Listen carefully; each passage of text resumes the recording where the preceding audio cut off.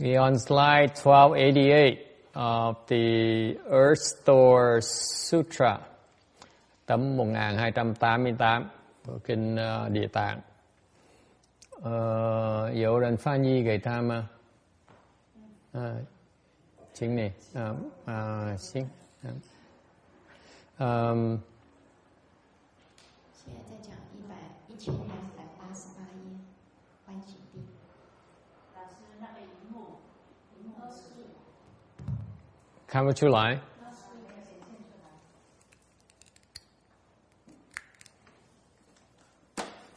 等一下。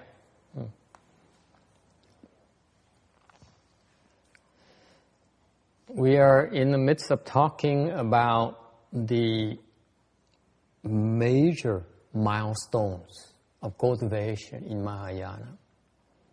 đang giảng về cái phần. 我们现在讲的是大圣里面最主要的一个重要的一个法门。这个那个不是法门，不是那个是阶级那个阶段。milestone, you know, the major portion. 每一层有一个阶段 because the 10 grounds are the basis for it describes the unfolding of enlightenment in Mahayana. 因为实力的法门是在大圣来讲是把你引入的那个开悟的。Cái pháp thập địa, cái thập địa này nó mô tả ra cái quá trình của cái sự giác ngộ nó ra sao. Okay, meaning that you become enlightened at the first ground. 他的意思说，你可以在当你在初地的时候，你就可以在初地的时候开悟。Có nghĩa là nếu quý vị muốn giác ngộ là phải nhập được sơ địa. Rồi từ sơ địa trở lên nó có cái quá trình, nó có cái loại cái sự giác ngộ nó càng mở thêm nữa, nó càng nới rộng ra nữa. So what happens is that the enlightenment occurs when you reach first ground bodhisattvahood. And beyond that, as you progress further, your enlightenment becomes more complete. 当你在初地的时候开悟的时候，如果你再往前继续的修行下去，它会就是更进一步的。So what we're not describing, what this sutra is describing to you, how to get to the first ground. Okay. 经文的描述是让你引你入初地的。Nên cái phần này mình không giảng cái gì làm sao mà từ đây mà tới được cái sơ địa, đó không phải cái chuyện của cái kinh này. Đều cái phần này mình giảng thì biết là cái sơ địa, cái quá trình từ sơ địa nó thập địa nó có một cái quá trình rất là thích thú. So what happened is that in this sutra here, we're not explaining to you how to get to the first ground. But in this particular area here, we review a little bit, give you an exposure of what from first ground to 10th ground, how the enlightenment broadens. So it's rather fascinating aspect of Mahayana. 在经文里面的描述是让你怎么进入初地里面的开悟，但是我们是从初地里面到我们所讲的是初地里面到实地的这个中间的断层，让你能够更进一步的把这个开悟的这个层次提高。So the exact details will be found in the Avatamsaka Sutra or at less details at Shrangama Sutra. 这个在《华严经》里面曾经提到很详细的。楞严經也有，可是還沒有那麼。楞嚴經裡面也有，但是沒有華嚴經講得那麼詳細。 Thành ra muốn rõ ràng nhất và đọc cái kinh Hoa Nghiêm mới thấy được cái quá trình này. Nó có địa chi tiết rất là đầy đủ. kinh Thủ Lăng Nghiêm cũng có, nhưng đều nó không có chi tiết đầy đủ như vậy. Alright. So that's why that brings to mind why my Master Shen Hoa, when they came to the U.S., he made sure he spent 10 years explaining the Avatamsaka, the Flower Adornment Sutra, because he wants to record this Dharma of enlightenment. 这就是为什么我的师父宣化老和尚，他花了10年的时间在美国宣扬讲说《华严经》。Thành ra bởi vì tôi mới nhớ lại tại sao cái tâm huyết của ngài Tem Hóa khi mà ngài tới cái xứ này là ngài giảng kinh Hoa Nghiêm, ngài bỏ 10 năm trời giảng kinh Hoa Nghiêm, ngài giảng nhiều khi giảng 2 bữa 3 bữa luôn để giảng cái kinh này, để giảng cái pháp giác ngộ đó là sao. Okay. When he explained that, he was even explaining 2 or 3 sessions of the Flower Adornment Sutra per day, just to complete it within 9 years. That's how important the Dharma is. 每天之内宣讲两章的法华经。Meaning 6 hours a day. 每天6个小時。Thành hồi trước mà ngài Thế Hóa giảng cái kinh này nó quan trọng lắm, tại vì nhiều khi một ngày ngài giảng 3 bữa, có thể một ngày giảng 5-6 tiếng đồng hồ giảng kinh này thôi, mà 9 năm giảng mới xong. So that's why eventually, after I'm done preparing you with the other smaller sutras, I myself will have to spend maybe 15-20 years to explain to you the Avatamsaka Sutra as well.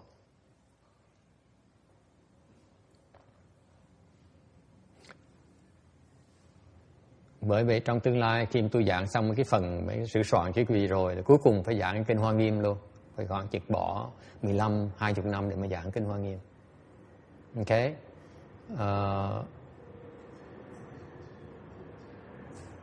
All right. So going back to slide 1288, trở lại một cái tấm 1288. Okay. We talked last week about the ground of joy. Tuần trước nói về cái hoan hỷ địa. Joyful because you reached the area of enlightenment. You become enlightened. That's why the joy is incredible. You're so free, finally. Like Martin Luther King says, what is it? Free at last, free at last, free at last. Thank God I'm free at last.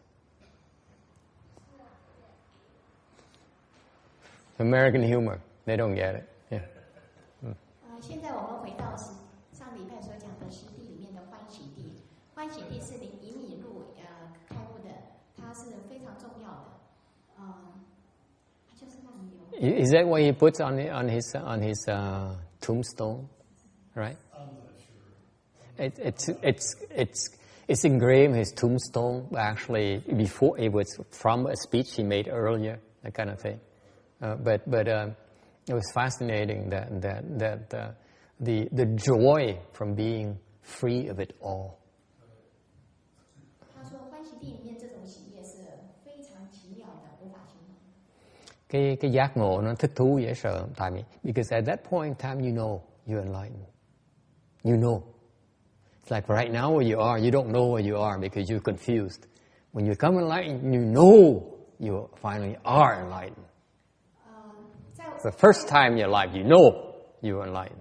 在座的各位，因为你们现在还没有开悟，所以你们还有点糊涂，还不知道这个境界。当你开悟的时候，你就会体会到那种喜悦是无法形容的。Thành cái giác ngộ nó hay lắm, là khi mà quý vị hiện bây giờ quý vị đã mơ hồ không biết mình ở đâu hết. Okay? Khi quý vị giác ngộ, biết ngay lập tức mình giác ngộ, mới gọi là giác ngộ. Giác ngộ mình biết rồi, mình biết mình giác ngộ luôn nè. Isn't it cool? A question, yes. Well, I know I'm not enlightened. Yeah, well, you don't have to. You don't have. That's obvious. Ông nói là tôi chắc chắn tôi biết là chưa giác ngộ. Tôi nói đương nhiên là rất rõ ràng là ông chưa giác ngộ, không cần nói. Yes. 他说是我知道我还没觉悟。而且那不用说呢。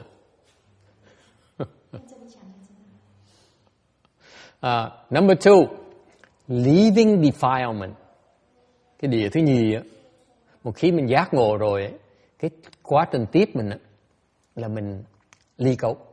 So once you become enlightened, the next step is you cleanse yourself. You leave defilements. 第二步就是离垢地。当你开悟以后，第二个阶段就是开始。I know some of you, especially techs, thinks that I'm enlightened. Finally, I can reach retirement. I can retire and take it easy. No, they keep on working and say, now I'm going to continue to cleanse myself. 可能有些人 Interesting. 已经开悟了，我现在可以退休了。事实上不是这样的，你要更进一步的、更用功的去修的。Quý vị thấy nó hay dễ sợ. Một khi thường người ta bệnh nhi mà ni sư mà chắc mà vãng sanh, không có tôi vãng sanh, bây giờ tôi về hưu được rồi, không cần lo gì nữa hết. Các vị Bồ Tát người ta mà cái giác ngộ nó còn quý hơn là vãng sanh nhiều lắm, không thể tưởng tượng được. Ok, bất khả tư nghị. Người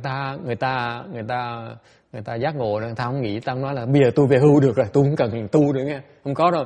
Cái địa thứ nhì là bắt đầu mình gội sạch, gọt gì đó, lọc, gọi lọc, lọc thêm cái mình để cho mình càng ngày càng thanh tịnh hơn nữa. Thanh gọi cái gì? So what are you putting aside? You're putting aside the greed for personal comfort. Cái đặc biệt là bỏ gạt cái gì? Cái này vi tế dễ sợ lắm. Now, remember, we are in the enlightened area. Quý vị phải nhớ rằng cái này là trong cái phạm vi những người đã giác ngộ rồi, nghe chưa? Now, we're looking at the problems of the enlightened people. Okay, this is why it's so fascinating to me. Okay? We're looking at what the enlightened people are preoccupied with. Okay, they have to deal with to further their enlightenment. Thành ra cái pháp này nó hay dễ sợ, tại vì mình thấy cái pháp cái người xuất gia, cái người ta giác ngộ rồi, một khi giác ngộ rồi á, thì những cái khó khăn của sau cái quá trình của tu hành tiếp tục là sao? Là khi ta giác ngộ rồi, ta phải đương đầu với cái chuyện như là cái bản tính mình á là thích thoải mái. Dễ sợ không? Mình còn thích thoải mái, mình có quyền giác ngộ như thường. In other words, folks, Randy, if you have greedy for personal comfort, you still have a chance to become enlightened. How's that? That's the flip side of it. Nói cách khác, hiện bây giờ mình chưa lo. Okay? Bây giờ mình cứ thoải mái, mình cứ tham cái thoải mái, cái sung sướng, mình vẫn được giác ngộ như thường. So, in other words, you see that the Dharma here reveals to us that in order to become enlightened, okay, the problem that greed about personal comfort, okay, is not an obstruction to your getting enlightened yet. Am I making sense? This is why it's so important to look at these things. 他刚说的有一个就是说，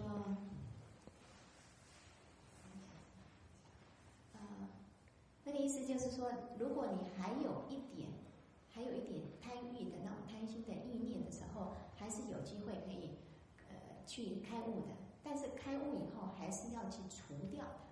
对，到第二地时候，你一定要除掉那种的欲。掉你私人的那些不好的那些，就是贪欲的那些意念。Okay, so we still safe. Okay, all right, and there's also a subtle greed for sexual pleasure as well. Isn't it fascinating? There's a very subtle greed for sexual pleasure. 他们那个贪欲是很唯物性的，不是像我们人的那个爱欲。爱欲是还有很小的爱欲的部分，很细的。非常微细的。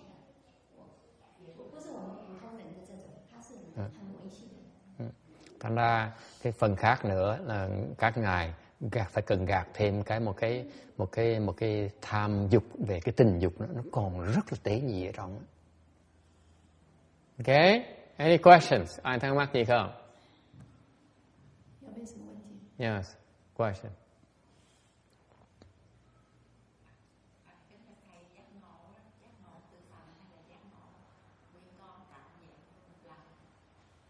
He says the question is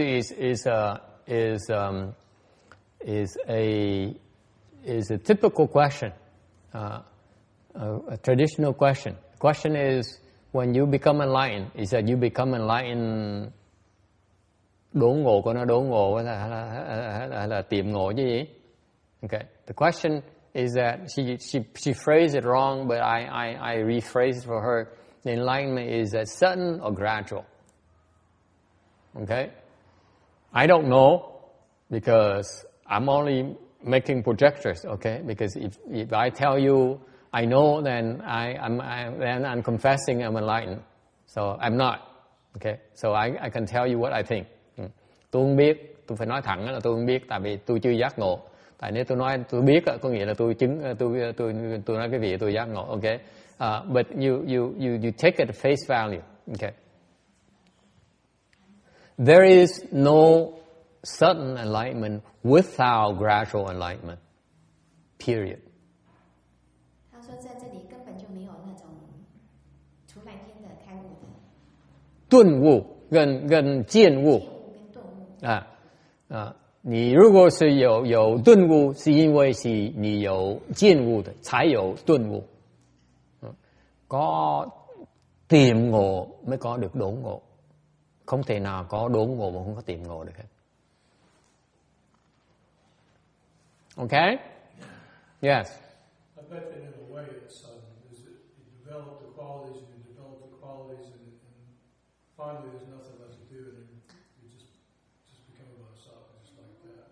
No, what she's referring to is sudden enlightenment versus gradual enlightenment. Is the enlightenment is it sudden or is it gradual? It's a good question. Typical question. My answer is that there is no sudden enlightenment without gradual enlightenment. Meaning you have to work for it. Nói cách khác, muốn giác ngộ, phải giác ngộ từng bước, chứ không thể nào nhảy cái bụt được. Bởi phải đi từ sơ địa, nhị địa, tam địa. Sau có đó rồi mới nhảy được. Khi đã qua rồi mới nhảy được. Once you go through the gradual enlightenment, then you can do a jump. In other words. Is that clear? All right? Yes. So during the first three steps, you are starting to get enlightened for certain area, and then. What? You mean these different grounds? That you're referring to? Yeah. Basically, enlightenment is like a ball. And first ground is one, you see the ball, but you only see one aspect of one facet of the ball. Second round, you see more facets, and you see more and more and more until you become a Buddha and you see the entire thing. Is it clear? Yes. You see, this is very difficult. This because it's not explained in that way. I need to explain it in a way that the Americans and Westerners understand it. Because if you explain it in a Chinese way, no one understands it. It's too literary, the Chinese. It's too subtle. The Westerners can't take it. It's like a ball.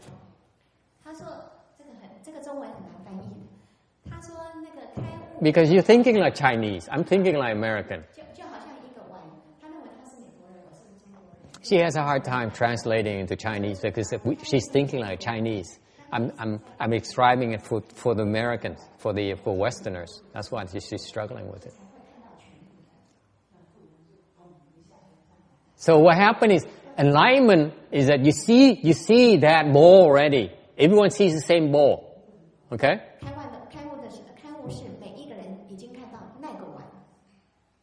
不是那个碗，那个那个球，球 ，OK。Enlightenment is like a ball, or like a diamond, OK。他说，开悟就像一个钻石球或是一个钻石。It has many facets. Has many facets. 一點一點，慢慢的你就會看到全部的。OK. Thành ra cái giác ngộ là mình thấy được cái giống như hòn ngọc vậy đó, hòn kim cương đó. Nhưng điều mình thấy được một khía cạnh thôi. Thành ra mọi người đều thấy cái kim cương, cùng thấy một cái kim cương đó hết. Đều người này thấy rõ hơn người kia.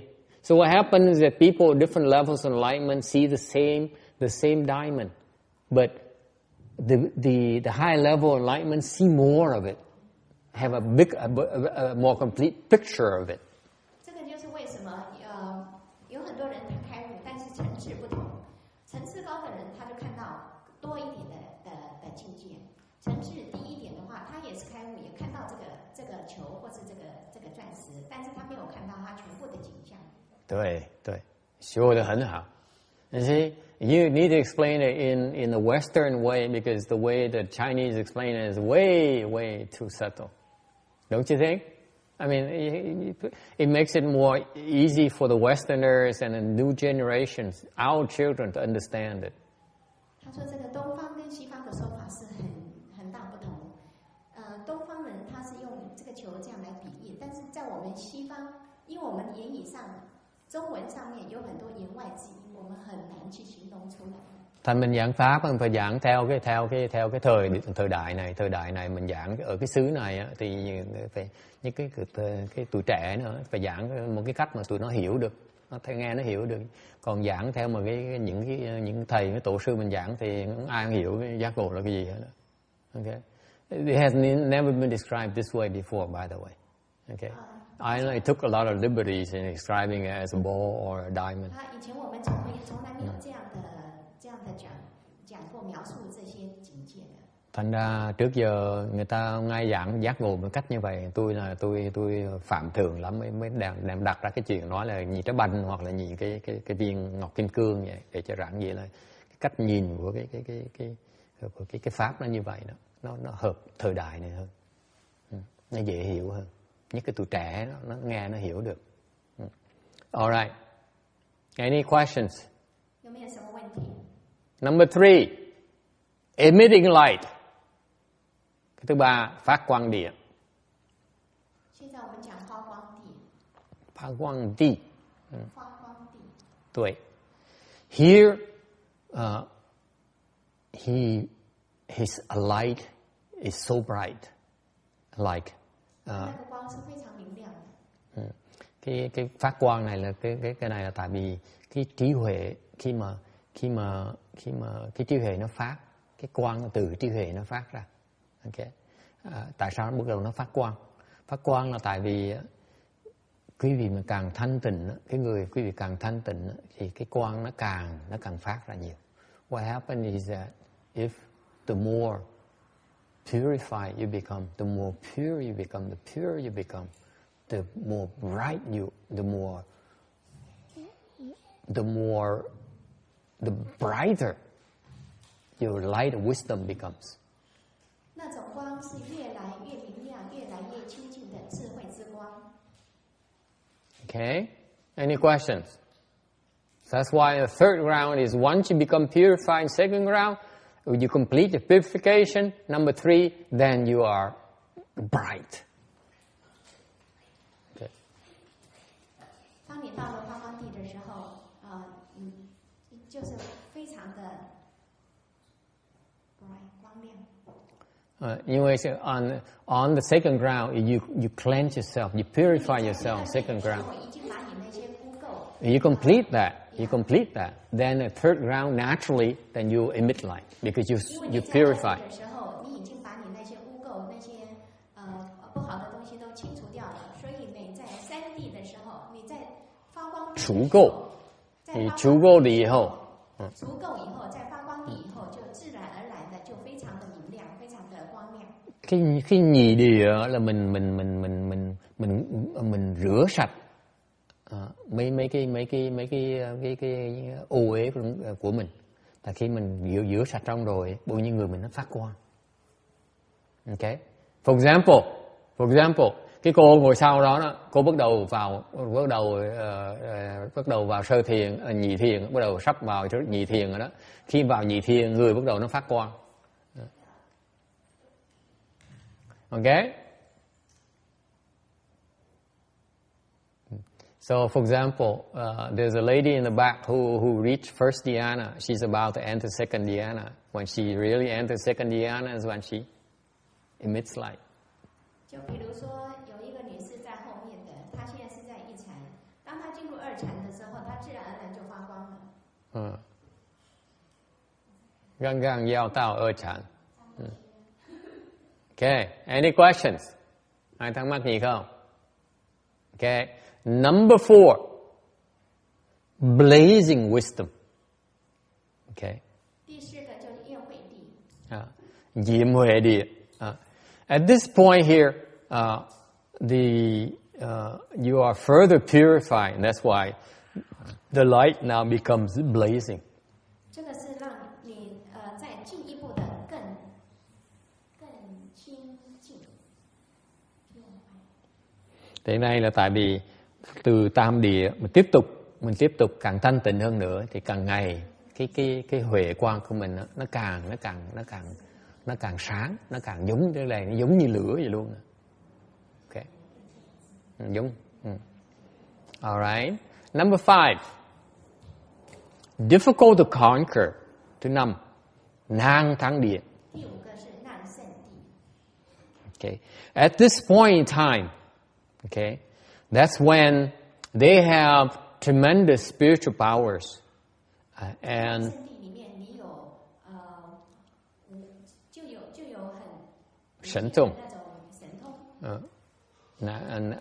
难思议神通。Okay. Or you are invincible in debate. Okay. 或是你有辩才无碍。Lúc đó mình có thần thông, rất nhiều thần thông, hoặc lúc đó mình cái biện tài mình vô ngại. Okay? That's why these people are invincible. Những cái tới cái ngũ địa rồi đó, khó mà thắng vậy sao? Khó mà thắng những cái vị này lắm. Okay? Any questions? Number 6. Thứ 6. Manifestation. Ground manifestation. Okay. 第6个是现前地。hiện tiền địa. And here there are even more manifestations of the wisdom and the light. 在现前地的时候，有更多的智慧，显现更多的智慧跟光。Manifestation means 现前。现前。现出来. Thì cái chỗ cái lục địa này á, là có nhiều cái trí huệ về cái ánh quang, có nhiều cái hiện, nó hiện tiền ra, nó có nhiều cái nó lộ ra nhiều cái nữa. Okay. Number 7, far traveling. Thứ 7 là viễn hành địa, Yuan xính địa. Okay. Meaning that now your reach is even further than before, much further. 那个意思就是你可以接触更远的范围。cái thất địa này có nghĩa là mình bây giờ cái ảnh hưởng mình nó còn xa hơn lúc trước nhiều, xa không thể tưởng được. Lúc trước mình còn eo hẹp, bây giờ nó xa, rất là xa. Okay. In Chinese called it 没有. This is only says now your influence, your range, your scope is even further and much further than before. 这个只是说你现在比以前更，就是可以。And when you go to the 8th ground Bodhisattva, sau quý vị tới cái bát địa, and this is when there's a leap. Khi mà tới từ thất địa đến bát địa, có một cái sự nhảy xộn. Okay? Because The 8th round Bodhisattva and up are called Mahasattvas.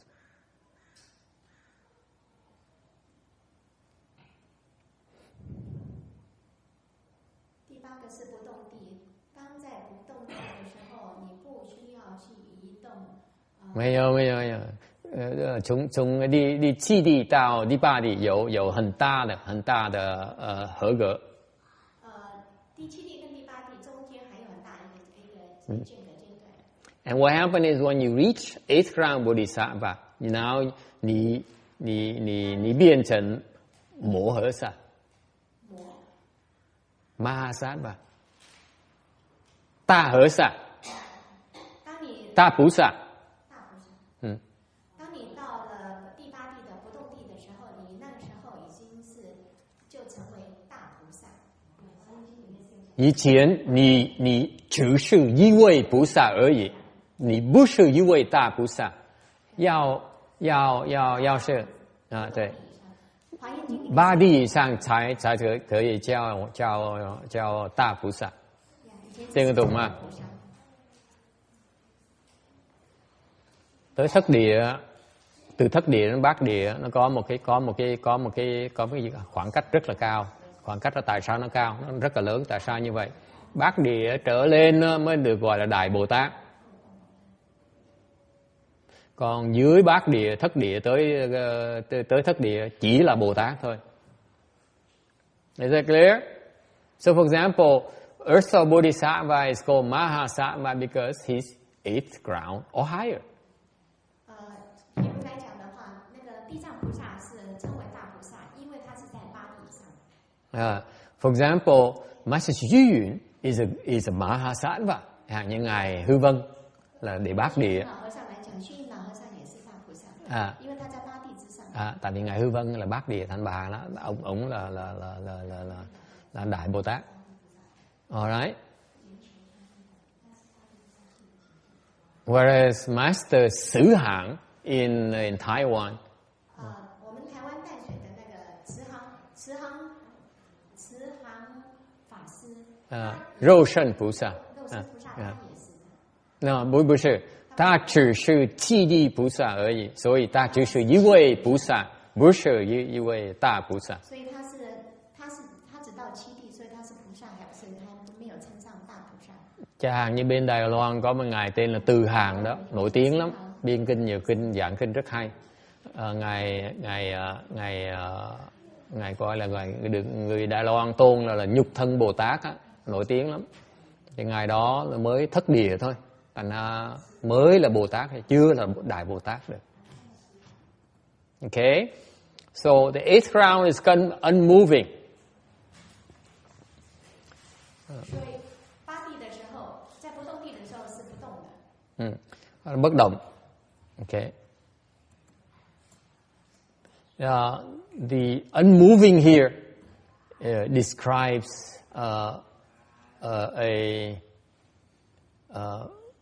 the state of samadhi that is so deep that you are unmoving no matter what. I'm going beyond the description here. 不动的意思，它是在很深的定力之中，所以它不动。Thành ra ngay vì bát địa gọi là bất động, tại sao gọi là bất động? Bất động là tại vì cái định lực ngài nó thâm hậu dễ sợ lắm. Thành ra không có gì mà đụng ngài được hết đó. Hoàn toàn bất động, không gì được di động ngài nổi hết. So for example, Master Xu Yun, you see his pictures, he's like that. I mean, you cannot move that man. Period. 就像你看虚云老和尚的相片，虚云老和尚的相片就有那种不动的那种，让你那种感觉。He's always like this. He's always closes his eyes, and you know, and no matter what happens around him, his eyes always closed, and he's always like this. 发生什么事情，他永远是眼睛合起来在定中的。Isn't that right? Isn't that right? Your experience? Quý vị có thấy như vậy? Randy, is that how you perceive him? He's always like that. Yeah, whatever you guys do, I'm unmoving. 那意思是说，不管你们外面发生的是什么事情，我都不动于心的。No matter how loud Joseph becomes, I'm unmoving. 不管是 Joseph 在旁边怎么吵，我不在乎的，不动于衷的。Even if he runs across a Buddha hole, I'm still unmoving.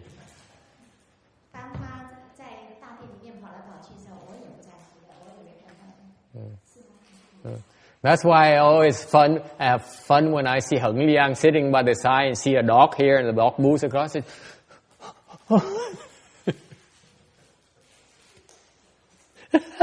I'm having fun watching people's reaction. And she moved, her mind moved, her mind was hopping along with the dog. What do you think? I'm letting the dog speak Dharma. I'm letting Charlie speak Dharma to the rest of you. Why are you moving? It's only a dog. You, a human, allow a dog to move you.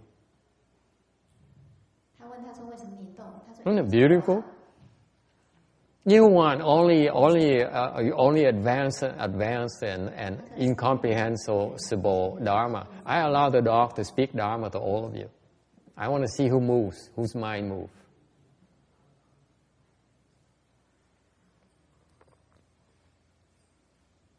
Hả? Bây giờ phải gì hả? She's thinking about it.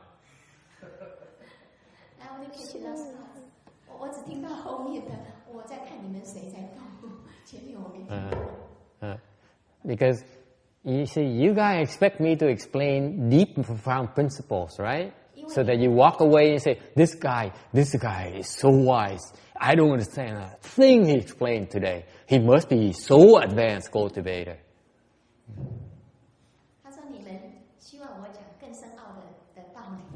Cái gì tới nghe Pháp là cứ mong là thầy nói những cái pháp lý nào mà không hiểu gì được hết á.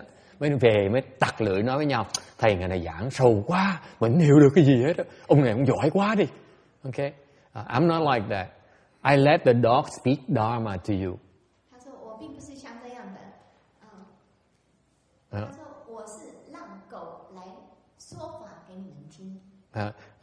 Tôi khác. Tôi để con chó nói chuyện, quý vị. Nói chuyện để mỗi lần mới thấy con chó tới, cô liền cứ nhảy tưng thấy con chó. Thì là mình con người mà để con chó nó động cái tâm mình tu về trình độ gì dở chứ. Là chó nó nói pháp mà không hiểu. Mà cứ nói là sao mà để chó vào trong Phật điện, thầy kỳ cục dễ sợ. Chó vào Phật điện mới nói pháp được chứ. Nó ở ngoài sao nói pháp mình thấy được. So what happens? People complain. They say, "How come the master allows a dog to go into the Buddha hole? It's not adorned. It's not a good thing. If I don't allow the dog to come into the Buddha hole, how can I let the dog speak Dharma for you?" 这就为什么有人向我抱怨说是为什么这位法师他允许狗在大殿里面 Fun? You think I'm not having fun speaking Dharma? 狗进来大殿里面，我怎么让狗说法给你们知道呢？ Thành cứ có người than phiền nói là thầy để thầy cái điểm chó vào trong Phật điện nó dơ rồi nó mất cái trang nghiêm Phật điện. Tôi nói nếu mà để nó ở ngoài thì ai nói cái pháp con chó cho quý vị nghe bây giờ. Mà con người mà thấy chó mà thua con chó nữa, để con chó nó động nữa, nó ráng mà chịu, vẫn chưa hiểu. So that's why if you're human, you allow a dog to move you. Think again. Walking down wrong path, my friend. Thành người đó mà mình là tỳ kheo này nọ mà để con chó nó động cái tâm mình quá giờ. Tôi xoan quá. Bởi tôi để chó nói chuyện, nó pháp chó cả năm rồi mà chưa ai thấy được cái pháp này hết. So I allow the dog to speak Dharma for over a year now. No one gets it yet. 所以我允许狗在这里面就1年了，让它向你们说法，因为你们一看到它，你能动。Any questions about the dog Dharma? 有没有什么问题？关于狗的法。Ai muốn hỏi về cái pháp chó không? Pháp chó là pháp bất động.狗法就是你不动。狗法就是你不动。哎呀，他讲公益。Pháp chó thấy không? Pháp chó là pháp bất động. Không động. Nó ngồi trên đầu mình cũng không động nữa. Hiểu không? Mẹ mà để con chó nó đụng mình. Alright. So, and because he's unmoving, thành vì cái vị Bồ Tát này chân不动的，什么都不会动，可以动的 ，OK， 什么都不会的。不管什么境界都不会影响他，没有办法让他动。Thành ra bất cứ chuyện sao ra, cái ông này á không động không được. Big problem. Big problem. He did not want to move forward anymore. Thành cái kẹt ông á, cái người bát địa này á, là biểu ông đi tu tiếp tục, không, tu không động. Ông không chịu tu nữa. Isn't it fascinating? You think enlightened people do not have problems? Boy, are you wrong? Thành cái gì tưởng tượng? You see the problem? This guy is so unmoving that he no longer wants to progress anymore. And you think that enlightened people don't have any problems. You're so wrong. 如果你以为这些人是有问题，那你就错了。他们就是他们在不动的境界的时候，不是有问题的，他们是。觉悟了以后，你不要想修以后没有问题，还是有很多的问题。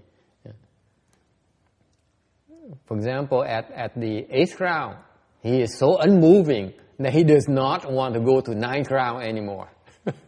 因为在八地里面，他在那处于那种不动的境界里面，他根本就不想去动。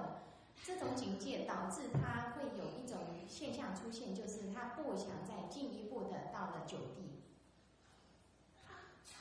Isn't it fascinating? Big problem, huge problem for the Buddhas and the Bodhisattvas. I say, hey, this guy does not want to progress anymore. 所以这也是八地菩萨的一种问题，因为他不想再往前进一步。You see the subtlety, the fun in the subtlety here. You're so unmoving that even someone tells you you need to progress. I'm not moving. 这个问题就是说，甚至于有人告诉你说你应该要再用功一点，再往前再进一步，可是因为他处于不动的境界，所以他我一定不要动。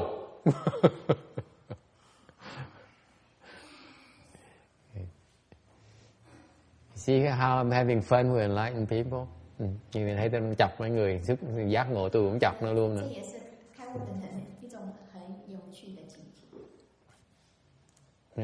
Tại vì tới cái trình độ bất động là rồi á, nó bất động, ổng bất động đến cái độ mà mình tới mình nói ổng này thầy ơi, thầy phải cô ơi, cô phải tu tiếp để mà tiến bộ thêm. Tôi không có động chỗ này.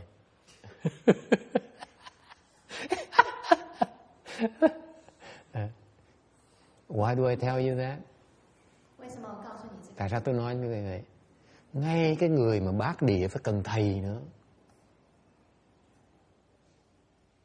Even the 8th round Bodhisattva needs a teacher. Dễ sợ không? 甚至于八地菩萨的菩萨，他也是一种老师。还需要老师。对，因为 because at that point in time, only his teacher can tell him to move. He trusts no one else. 因为在那种境界里面，只有他的老师能够让他去动。Thành quý vị thấy, 他没有办法让他动的。 now you understand why Mahayana we tell you from day one, you better have a teacher. Because when you reach the 8th round Bodhisattva, only your teacher can save you. 这就是大圣里面常常讲的，你必须要有善知识，必须要有老师。Thành ra lúc mà tôi dạy cái vị pháp đại thừa, tôi nói cái gì phải có thầy. Tại ngay lúc đầu phải học có thầy, có nghĩa là lúc mình tới bát địa, có ông thầy mới giúp mình được thôi. Tại không ai động mình được, trừ ông thầy mình thôi. Yes. So are you sure that there are no circumstances and no shocks delivered by life or No one. No one. Except his teachers. It has to be higher realm than he is. Because his samadhi is so strong, you cannot move it. You cannot move him unless you are a lot stronger than he is. God can't help him. No one can help him. Only someone with higher level samadhi power can help him. That's his teacher. You see that?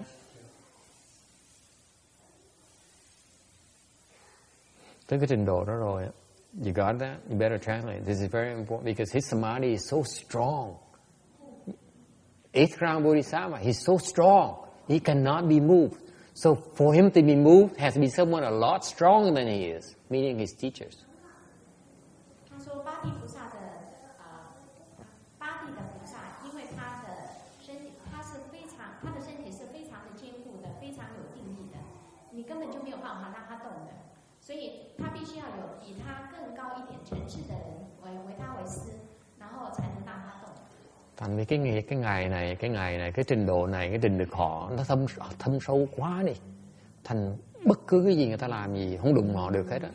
Thành ra cái người mà đụng họ chỉ cái người có sức hơn họ mới đụng họ nổi thôi, có thầy họ mới đụng họ nổi thôi. Alright. Any questions? Yeah. Thắc mắc gì? What? He'll be taught a dharma to advance. That's what the teacher says. This is, you go this way.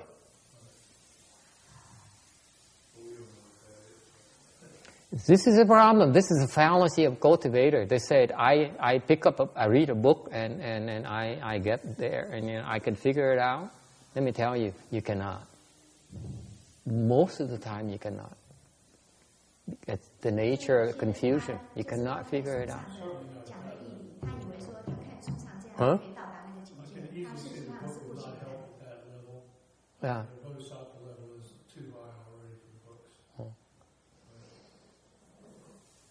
You can help yourself, but it takes a long time.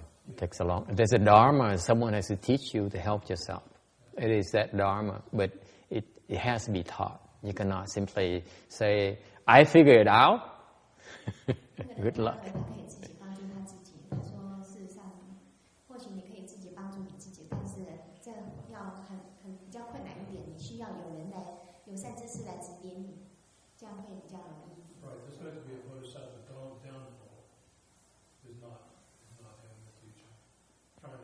Even if he has a teacher, he still cannot make it. It still takes a lot of work. But the teacher helps, makes it easier. What they don't realize, what you folks don't realize, that the teacher provides a kind of help that you cannot otherwise get yourself. This is why they call teachers. They're supposed to help you. So you cannot cultivate by yourself. Say, okay, I find a place, I sit and cultivate and do chant and recite the Buddha's name. I'm perfectly fine. You are so wrong. 他们不可以自己就认为说，我可以自己修行，我可以自己打坐，可以自己做什么，就是没有善知识的指点，我还是可以做得到，但是不能这样的，你还是需要有一个名师来教导你的，来告诉你怎么修行，怎么修持这个佛法。Thành ra cái thông thường mà những cái người 的时候，他也不是一下子就能够指点你，让你改过来去做的，他也是一点一点的这样。引导你的. Thì cái thông thường, những cái quan niệm thông thường tu hành, nhất là bên cái nhóm tiểu thừa đó, tôi nói là tiểu thừa luôn, tại cái quan niệm mà sai lầm dễ sợ lắm, mà tại vì họ cái chủ trương họ là họ kiếm cái chỗ họ tự tu, họ tự luyện thôi á. Thì tôi nói rằng là những người như vậy họ sẽ kẹt dễ sợ lắm, tại vì ngay cái người thầy đó khi có người thầy dạy mình, giúp mình đi nữa, mình cũng không thể dễ dàng mà thoát ra đâu. Ngay cái sự bởi người thầy, bởi cái nhiệm vụ người thầy là phải giúp đỡ cho mình. Mà với cái sự giúp đỡ nên mình cái sự giải thoát mình cũng không phải là dễ nữa rồi. Đằng này mình tự làm một mình Mình không biết đường mò nữa, ông thầy chỉ đường mình làm còn chưa nổi nữa. Còn huống gì mình tự mình vừa kiếm đường mò, vừa kiếm pháp để mà tu nữa, thì chừng nào mới thoát nổi. Nó dễ sợ như vậy mà không biết. Mà cái tuổi nó đặt đến cái độ nó tôi kiếm cái góc tôi ngồi tôi tu là chắc chắn tôi sẽ giác ngộ. Cứ ngồi mà tu đi tu coi. Cái tưởng bở.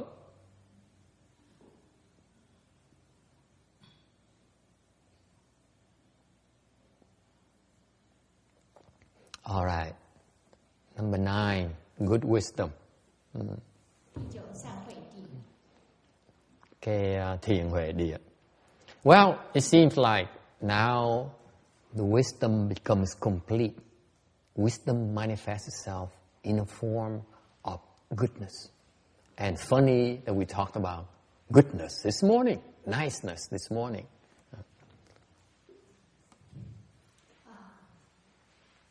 现在这个智慧卡可以完成。And 现前 and then it becomes goodness. Becomes what? Goodness. 善性的。现前就变成善，就是我们今天早上在讲的nice 就是 goodness. Nice is really goodness. 善。Yeah. Nice is simply goodness. Thành hồi sáng mà nói chuyện tốt với tử tế đó là cái thiền đó. Cái thiền đó thôi. Okay? This is a reminder that eighth ground Bodhisattva wisdom manifests at the eighth ground of a great Bodhisattva in a form of pure goodness.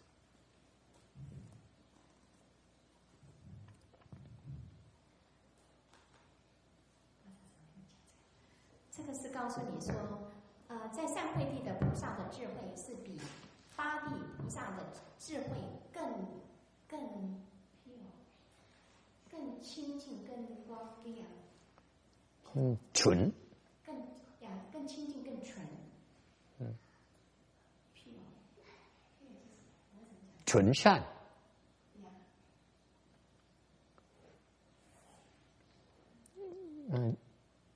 Cái thiền huệ địa này có nghĩa là ngay những vị đại Bồ Tát ấy, người ta có cái trí huệ chân thật á, nó hiện tiền ra bằng cái sự hoàn toàn tốt, cái sự tốt.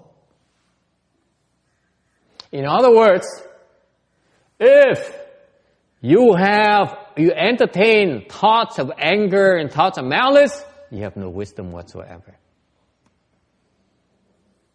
在另外一面来讲，当你们在生气发怒的时候，那就不是 wisdom， 不是智慧。Anh nói cách khác, nếu quý vị mà còn cái tâm còn nuôi dưỡng cái sân hận, nuôi dưỡng cái muốn hại người ta, ý hại người ta, thì quý vị hoàn toàn không có trí huệ gì hết.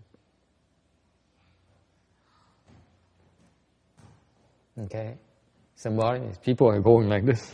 Don't look at me. Okay, never mind. Number 10. The 10th ground Bodhisattva is called Dharma Cloud. Thì tới cái thập địa tên là Pháp Vân Địa. Okay.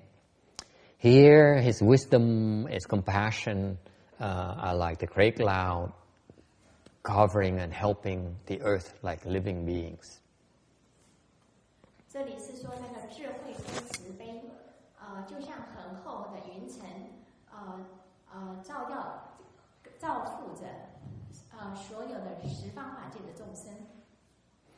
Thành ra cái này no shading meaning有阴遮影，对对对遮影，对，thì cái vân địa này là cái trí huệ với cái lòng cái cảm đại bi nó rộng lớn đến cái độ giống như là những cái mây trên trời nó che cho chúng sanh. Okay, những cái che mặt đất vậy đó. Also the concept of cloud, cái quan niệm về cái vân, về cái mây đó. 云的意思是什么？云意思就是这时候at this time, the Buddhas then come and teach these Mahasattvas countless Dharma doors.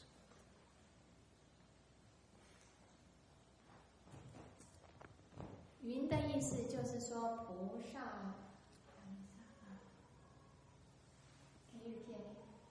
At this point in time, the Buddhas personally come to teach these 10 crown Mahasattvas countless Dharma doors 法门。这个意思就是说，佛菩萨他亲身来教导十方法界的众生修行这个。诸佛不是佛菩萨，是佛来的。佛亲身来教导十方法界的众生修行这个佛法的法门。这无量的法门。佛法无量的法门。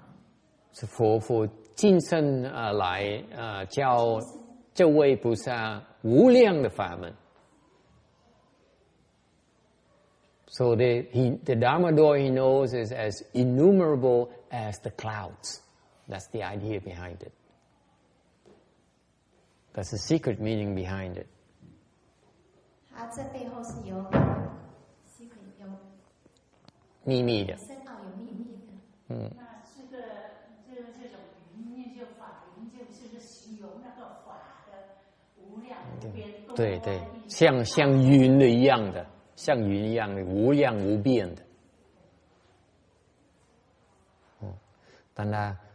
So the cloud here, the concept of cloud is like the clouds. They're countless, they're innumerable, they're everywhere. 普遍，无边，普遍。那个云的意思也一方面的意思也是显现说，无量无边的云，就代表像无量的法门。Về cái pháp phân địa này nó có một cái hàm ý nữa là lúc này là Đức Phật đích thân tới dạy cái vị thập địa Bồ Tát này vô lượng pháp môn. Phật tới dạy vô lượng pháp môn, thành ra những pháp môn mà ngài này biết nó vô lượng vô biên như những cái mây trên trời vậy đó. Okay. Isn't it fascinating? This is when you know so much that your head becomes so big. Yeah. Lúc này mình biết nhiều đến độ cái đầu mình càng ngày nó càng to ra, nhét, chứ không phải nhét sách đâu, nên Phật nhét cái đầu mình.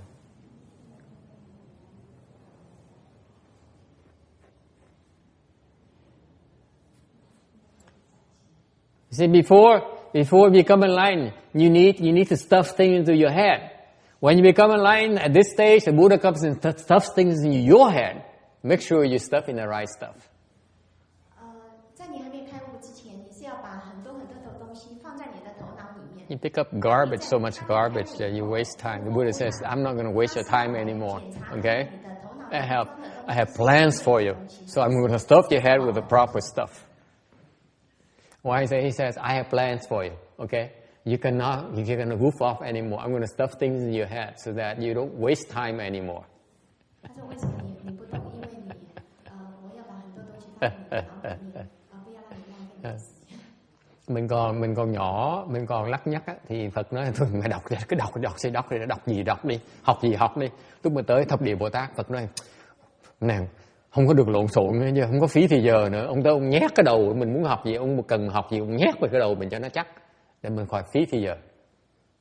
Mà bây giờ không thể nào phí thì giờ được nữa. Vui dễ sợ không? Thấy mấy người giác ngộ, tôi có nhiều cái vấn đề dễ sợ không? Có muốn giác ngộ nữa không? Now now I tell you about all the difficulties and the trouble that the enlightened people have. Are you sure you want to become enlightened still? 现在我告诉你们有关于开悟的人有那么多的困难，那么多的麻烦，那你们是不是还想要开悟呢？ Yes or no? 是要还是不要？ Joseph says yes. Yes. I have two yes. 张火清说 yes。 One is Joseph and one is a young lady back there. Gan lắm, hai người giơ tay vẫn muốn giác ngộ như thường. Trong đó một ra hai người là một cái đứa nhỏ 4 tuổi đòi giác ngộ luôn.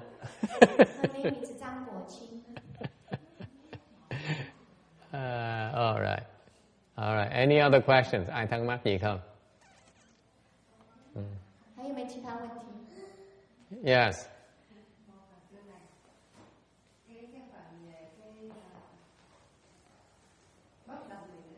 Nếu mình thì không động mà mình không nói, mình không dạy thì không cái này nếu mà những cái chuyện thật sự cũng như là chùa chiền đi, nếu mà mình không nói, mình không có nói thì chùa nó có ngăn nắp, chùa nó có được sạch sẽ đẹp đẽ như vậy như này. Còn nếu mà mình động thì sẽ phiền phức những người khác, làm sao cho phải nó càng Nói giống như sư cô Hoàng Lượng sẽ nói như vậy đó. Cô mà có ở đây cô sẽ hỏi cái câu hỏi ý chóc như vậy luôn nữa. Tôi mà không động thì con chó nó đi là ai coi chừng con chó bây giờ. The question in Vietnamese is that in the 8th round Bodhisattva I have a question. If you don't move at all, then how are you going to keep the temple tidy? Who's going to sweep the floor? I say exactly, put it in other words, you can rephrase it, paraphrase. If Heng Liang Fa Sư was here, she'd say, if I didn't move, then who's going to control the dog? 他的问题是说，他问说，如果八地菩萨他们都不动，那谁来拖地呢？谁来清洁这个地呢？那就是像他说，他说衡量，为什么动？那衡量说，如果我不动的话，那这只狗谁来管那只狗的事呢？ I say, let Joseph take care of it. 他说让那个跑来跑去的小孩子去照顾他，去处理这个事情就好了。 Tôi nói nếu mà cô Hằng Lượng có nói là nếu tôi không động thì ai mà kiểm soát con chó? Tôi nói để thằng Joseph kiểm soát con chó.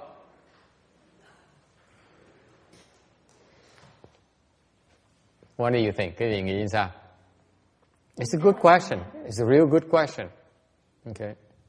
Cái câu hỏi nó rất là hay. Trả lời sao bây giờ? It refers to the mind not moving, not the body. Cái tâm nó không động. Sư cô nói đúng. The lady Bhikshuni in front says is the mind is not moving, not the body. Tâm không động, chứ còn cái thân động.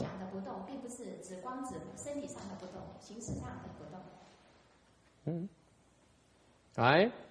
Any questions?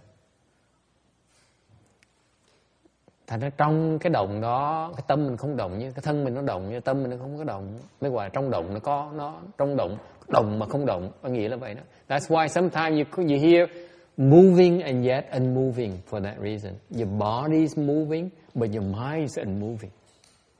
这就是平常你看到的动跟不动之间的，就比如说你身体是在动，但是你的心没有在动。Okay, all right. So did we handle the dog problem, or we still have a dog problem here at the temple? 你看我们是已经处理好狗的问题，还是还没有处理好狗的问题？ Mình giải quyết xong vấn đề cái pháp chó chưa, hay là ở trong chùa này chưa, hay là mình phải cần động nữa? Thưa thầy, cho con xin hỏi. Cái sự mà thầy nói bên trong động, bên ngoài không động, vậy là như ví dụ như con. Bên ngoài động, bên trong không động. Bên ngoài động, bên trong không động. Đúng. Hoặc là bên trong động, bên ngoài không động, thì không được giải quyết được chuyện. Vậy thì phải làm bằng cách nào?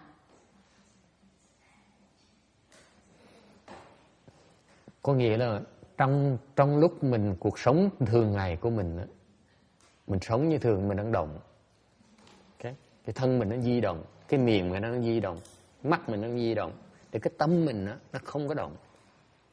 Cái tâm mình ở trong định, cái thân mình nó vẫn di chuyển như thường. Trong cái động đó nó có cái không động, là cái tâm mình nó không động. Ý nghĩa là như vậy đó. Ok, tức có nghĩa là mặc dầu mình đang mình đang hoạt động như vậy, mặc dầu mình đang nói, mặc dầu mình đang cười, ok, mặc dầu mình đang la, mặc dầu mình đang hét, mặc dầu mình đang đẩy cái đồ, cái túi đồ đỏ đó, ok, với cái thân mình, với cái miệng mình, với con mắt mình, nhưng đều cái tâm mình nó ở trong định, nó không có động, ok. Ở ý nghĩa của không bất động ở chỗ đó đó. Chứ còn nếu mà bất động có nghĩa là mình không được động đậy hết, có nghĩa là mình chết thôi, chứ mình sống làm cái gì nữa, đúng không? Chẳng là chết thôi, chứ còn tôi như vậy tôi không muốn sống đâu, nói thiệt cái gì đó. Vậy là phải chuyển ví dụ mà trường hợp như vậy, cái tâm tất nhiên là nói thì thầy nói như vậy là thuộc về lục căn nó động ha, mà trong khi lục căn nó động nó phải hiểu, phải hiểu là lý do làm sao nó mới có động. Thì mình phải làm sao để giải quyết cho nó hết động. Cái lục căn nó động, mình đâu cần hiểu, nó vẫn động như thường. Động đâu cần cái hiểu. Nó động tại vì nó có cái nhân duyên, nó tự nhiên nó động. Khi mà nhân duyên nó hết rồi thì nó không cần động nữa, đâu cần gì phải hiểu đâu.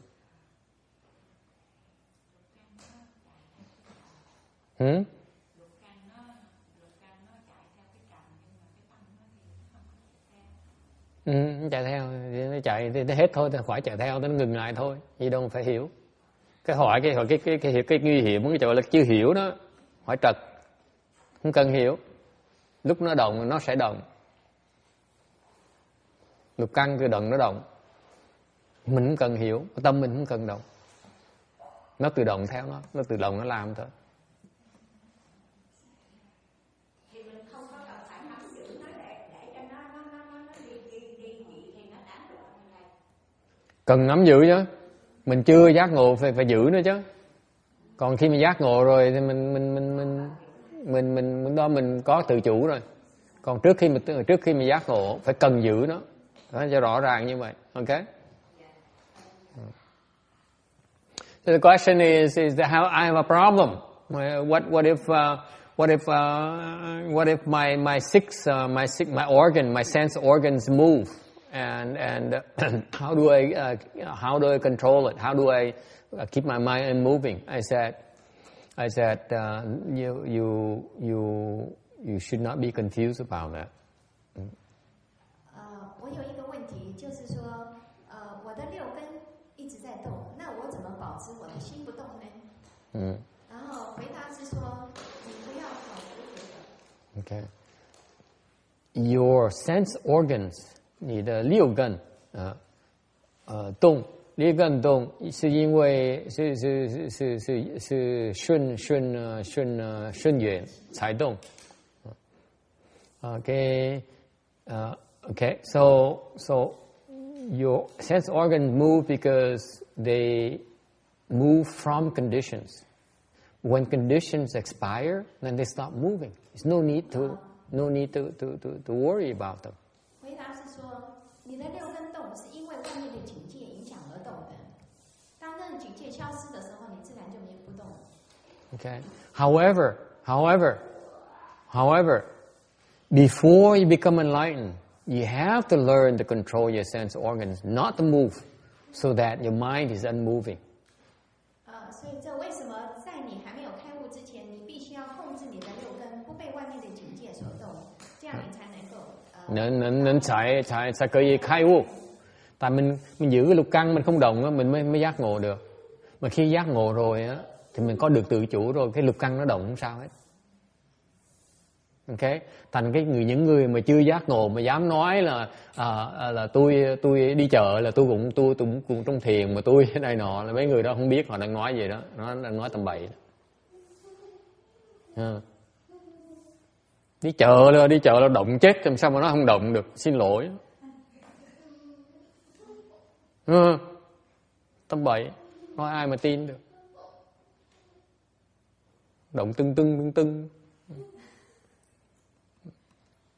So what happened is that those who are not enlightened yet, the teachers, the people claim that, I do chant, therefore I go to the supermarket, I stand in grocery supermarket line, I stand in line. I'm doing chant. because my mind's because I'm unmoving. And I say it's baloney. All your sense organs are moving like crazy. You are drawn. You are being distracted by the sound, by the smell, by the sight, and by everything. Your mind is going haywire, and there you are claiming you're in samadhi. You're unmoving. I say you're full of it. 有一些人他自己认为说，他到了那个超级市场里面，他说他在那里面他有定力的，他是不动的。然后他说你根本就是自己骗自己的。你在超级市场怎么可能呢？你被所有的那么多的声音所影响，怎么可能？你根本就是自己骗自己。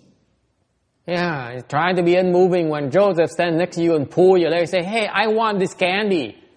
Mom, I want this candy. Please, I want this candy. Mom. Try to be unmoving for me. 就像那个小孩子在他妈妈Joseph在他妈妈旁边一直拉着说我要糖果，你做给我看看你有没有办法做到不动。Giống như mình đứng ở siêu thị đó mà thằng đưa con nít nó chạy tới nó níu cái áo mình nó kéo xuống nói mẹ ơi mẹ mua con cái kẹo, mẹ phải mua cho con cái kẹo, thôi con không có kẹo con chết hết. Ở đó mà nói tôi không động, bất động với tôi nghe. Okay, so all right. Any other questions about unmoving? Ai có thắc mắc về cái bất động này? Yes. 还有一个问题。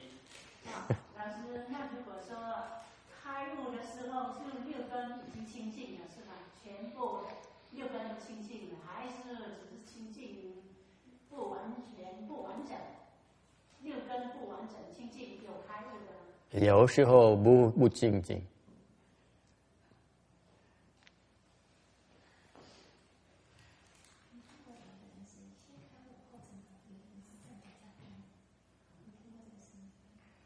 那我好像看到一个故事，说有一位法师，我忘记他名字是什么了，他整天发脾气，他动不动的时候就发脾气，后来他就雇人家来打他。就是雇人家每一次的时候2块钱，他一发脾气的时候就打他，打到他有一次打得很，用一个水桶去打他，打到他哈哈大笑的时候，他就打了。那这个是什么样的情况？以下开问。我不知道，我不懂那个法门。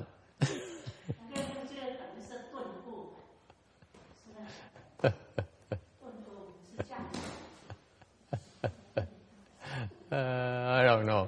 She asked a tough one. She says there's a Dharma master who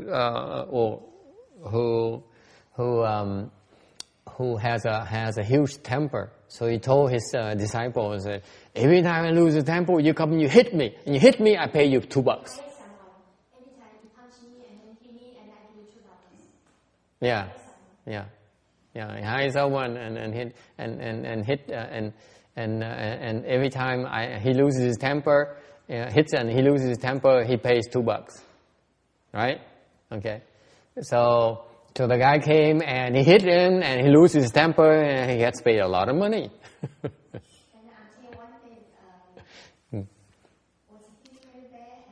And one day he got beaten so badly, all of a sudden he became enlightened. See, he says.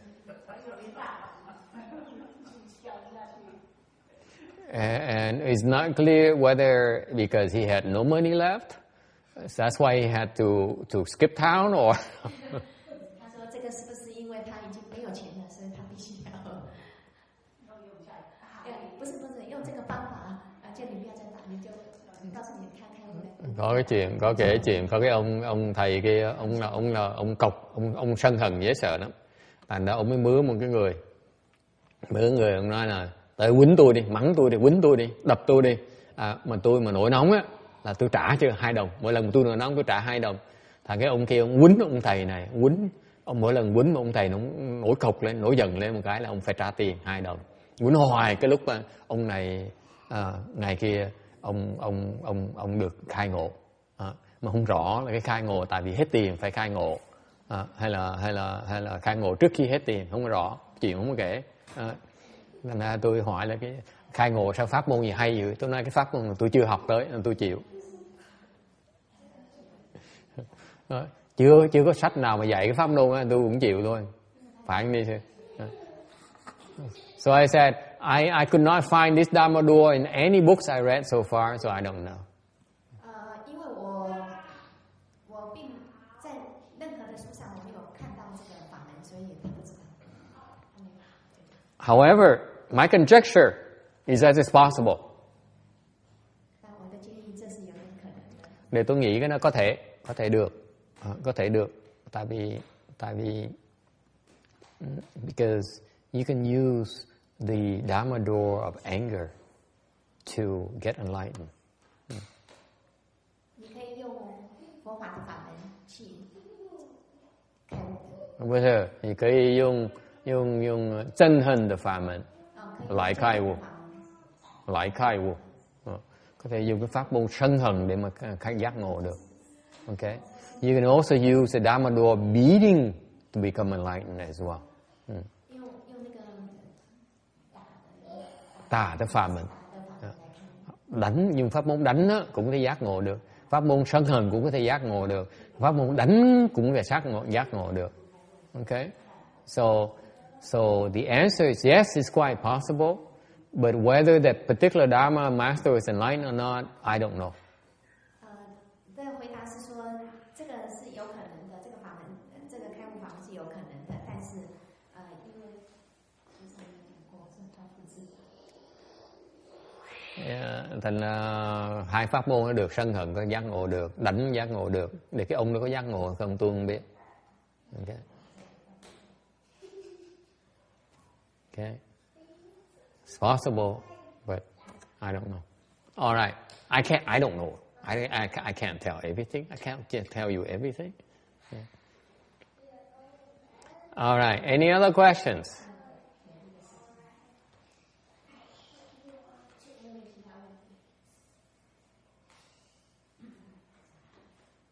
I would tell you that it's unlikely this guy is enlightened, because there's one essential element for that is the story doesn't say. That's lacking, and that therefore I doubt he's enlightened. Cái câu chuyện đó, nó ly kỳ nhưng đều nó thiếu một cái yếu tố mà nó đem tới cái sự giác ngộ, mà cái câu chuyện không nói rõ là tôi nghi cái ông này chưa giác ngộ đâu, ông bịp người ta thôi.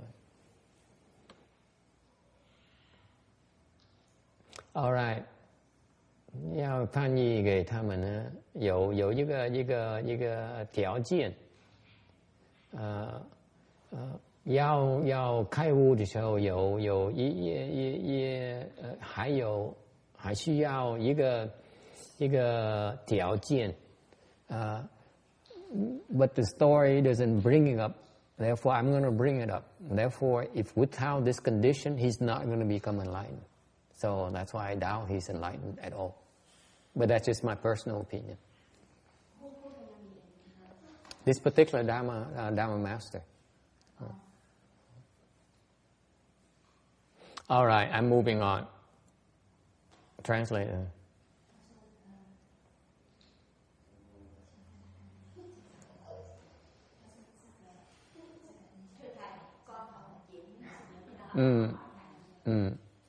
Con có một cái hàng xóm, một cái người kế bên nhà, nó chế tạo những cái chất độc nó thổi vào bên nhà con tới trên 7 năm, trên 7 năm rồi.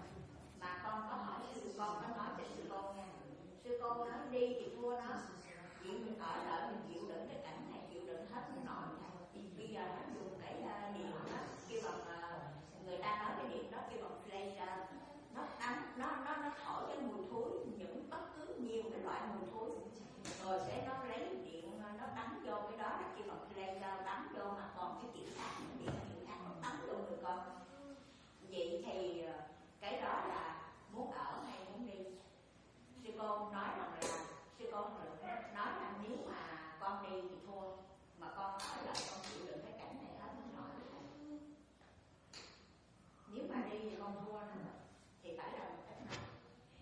Mình thua rồi mình sống. Muốn nghĩ tới con dùng những cái máy filter để lọc không khí đó, mà cũng lọc không được bao nhiêu. The question she has is a kind of interesting question. A question she has is she has a neighbor who she claims that sends laser over to her house and sends toxic air into her house because he does something illegal in his house, and contaminates the air in her house. And so she asked, should I move? Should I move away or should I stay there? And so Heng Liang says, if you move, then you lose. If you stay there, and she says, well, I've been staying there for several years now, I can't take it anymore. So what do I do? Yes. You call the police. American answer. She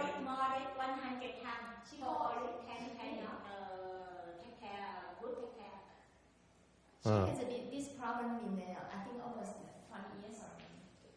20 years already. 20 years already? Before That's a long time, huh? She even put the video tape, and then when they can get in the house anytime. They move anything so messy. They even know I came in the house, I moved your thing.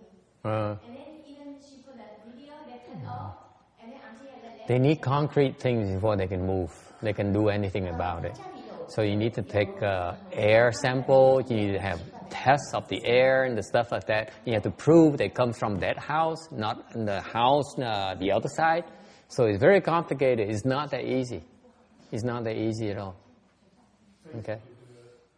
But even you do so, they still can, you have to go to court, you need the lawyer, you need to prove, and it's very, very involved. Very expensive. If there's any toxic, the problem they have is meth lab, which is incredibly illegal. Yeah. And the police will use any pretext to go in there. Right, that's different. If something illegal or something like drugs thing, then you probably have a very good ground. But let's say your neighbor does something illegal, like I have a spray booth in the back and I spray paint and it goes over to the neighbor's house, there's not a whole lot they can do. Really. Yes, Randy? Yeah, you can. It depends. You can call the health department or then contact the building department and say if it's a residential area, they can't conduct a business in there. So they will come in and help you. The health department will come in or the building department will come in. Yeah. Because it's zoned for residential. Right. Yeah. R1, A1, that kind of thing, you can. Yeah. Ngoài cơ quan chính quyền, tôi nói là than phiền họ đang làm cái chuyện bất hợp pháp ở đó, hàng là thương mại hoặc là họ làm mấy cái chuyện mà không được làm trong cái vùng nhà ở đó, trong cái xã hội mình á, cái zoning á, cái vùng nhà ở không được làm gì đó được hết đó, mà bất hợp pháp thì chính phủ có quyền bắt, cảnh sát nó chứ bắt, mà mấy cái tụi zoning nó có quyền nó tới nó bắt.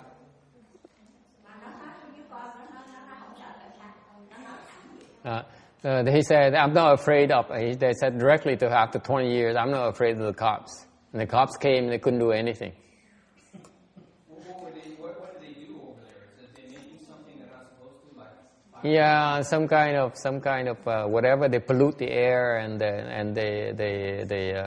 they dump whatever pollution over to her house. 30 cats and so on, so it stinks, I guess. What are you going to do about it? Yes. So, what do we do? Weeding. What does it do to weeding? She's saying to weed. No, Heng Liang says if you move, then it means you lose. Right. Okay, that's why I need to ask you, what does it mean losing and winning? I'm not sure myself. Cái câu hỏi là cái chuyện mà thắng với thua là sao? Thua với thắng là chỗ nào? Mình không rõ tại sao mình có thua có thắng ở trọng á. I'm not clear why is it winning or losing in there. I don't understand. This is weird. This is a 20-year problem. If she's renting, she could just go. If she's renting. But no, it's her house. So It's the house. yeah. Well, then you got to beat them down. I did it. I had put people in jail and everything. So you can do something about it. You put people in jail, they get out of jail, what's going to happen to your house? Nothing happened. You're lucky. They know where you are. Okay, this is why in Buddhism, if you're Buddhist, you don't sue them. You don't. If I were her, I'd move. I'd rather lose than sit there. Tôi mà như bác hả, là tôi chịu thua, tôi bỏ, tôi đi rồi, tôi không ở đó 200 năm đâu.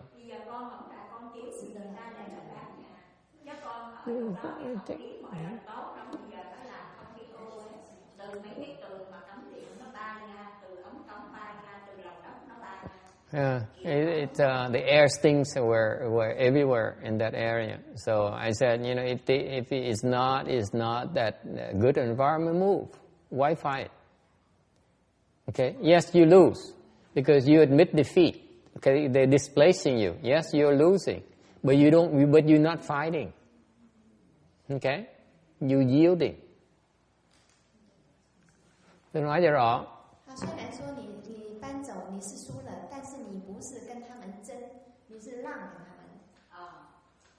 Nói cho rõ là tôi đối với cái quan điểm của tôi á, là tôi như vậy tôi chịu thua, tôi chẳng chịu thua, tôi nhường người ta thay vì tôi đấu người ta, tại vì tôi còn ở lại, tôi đang còn tranh đấu người ta, mình nhường.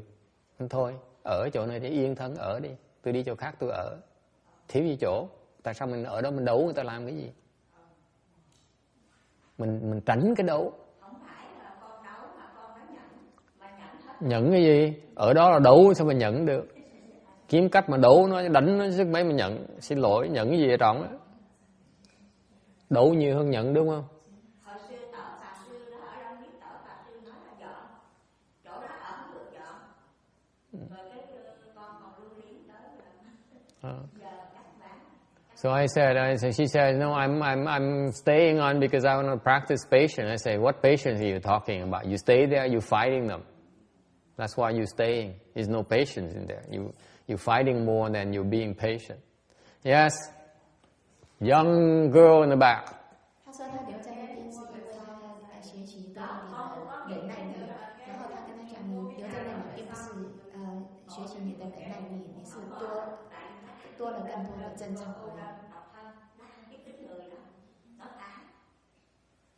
Cái người sẽ mua nhà sau đó hả?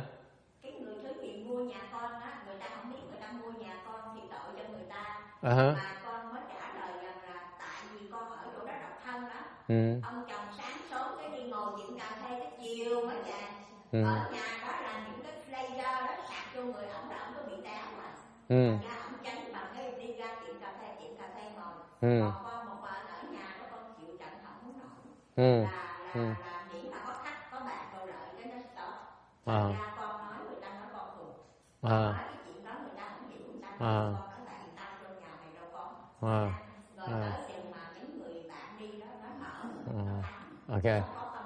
Okay. So the question that the young lady in the back asked, what happens to the new owners of the house? My answer, do not sell it to any people you know.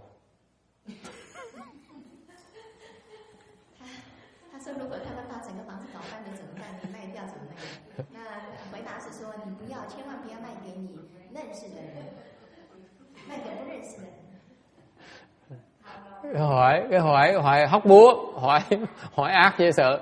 Cái mặt tôi hiền lành, người ta hỏi mấy câu hỏi hóc búa không à. Hỏi tôi là bán cái nhà như vậy, cái người chủ mới người ta ra sao? Tôi trả lời rằng á, mình bán cho bán nhà cho người mình không có quen thì không sao hết á.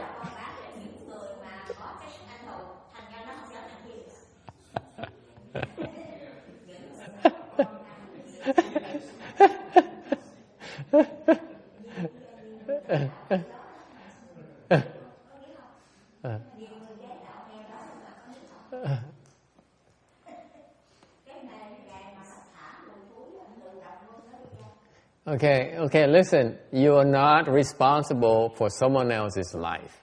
Okay? Mình không có trách nhiệm với cuộc đời người khác. Okay? The reason you're moving is because you can no longer live there. Maybe someone else has a better chance. Maybe someone else can.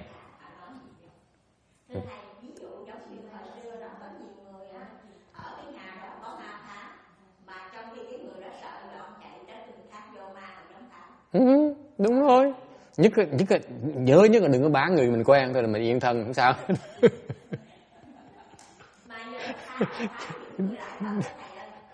Đúng rồi. Để tôi kể chuyện cho nghe. She's arguing. She's a woman. I know she fights. She's no patient. She's not a patient person. I may assure you of that. She says, you know, maybe the new owner has more courage than I, and he can find the other person. I say, exactly. See what that's precisely my point. Her mind's always fighting. I said, most important thing, don't tell to anyone you know. That's all. That's the most important thing.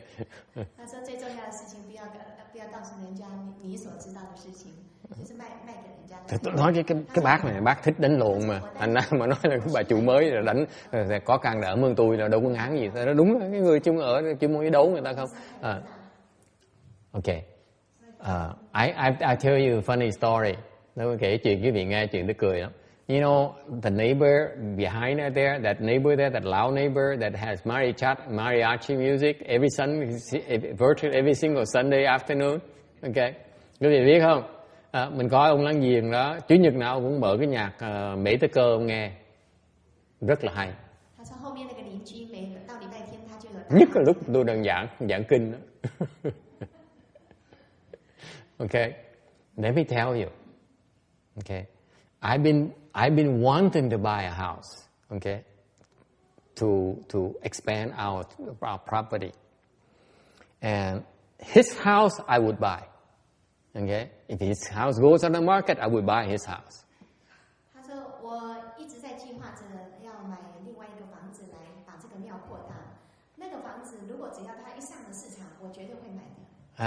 Thành tôi đang kiếm chỗ mua để mở mang cái chùa này.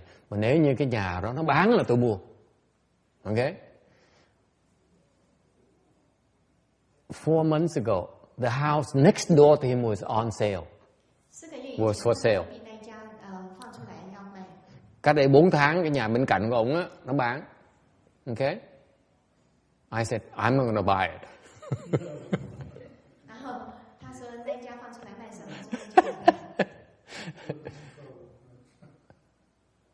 I mean, I'm bad enough as I'm here right now. I want to move on next door to him.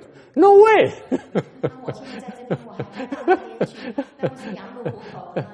Okay. No matter how brave I am, I'm not stupid. Now, last week, the house right behind him was on the market as well. I said, no way.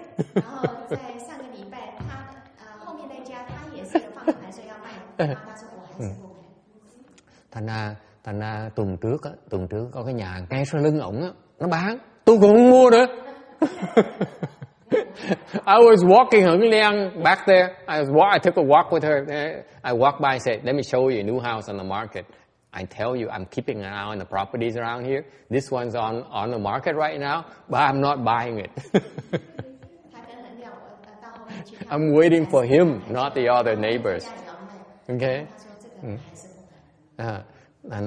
Thành ra cái nhà bên cạnh bán 4 tháng trước mà bên cạnh nhà bên cạnh cái ông đó bán, tôi không mua. Bây giờ tuần trước có cái nhà sau lưng ông nó bán, tôi cũng không mua nữa. Tôi đợi cái nhà ông bán tôi mới mua. Why is that? Okay, either he moves or I move.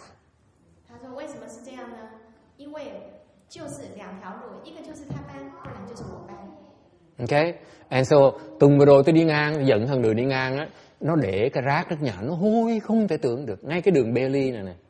That street, I walk by Hang Liang, walk by the house, and go see the house behind them, what's on sale, $298,000 within my budget. Okay, I don't need to go rent a house. Okay, but I walk by the house. They left some garbage on the side the street there.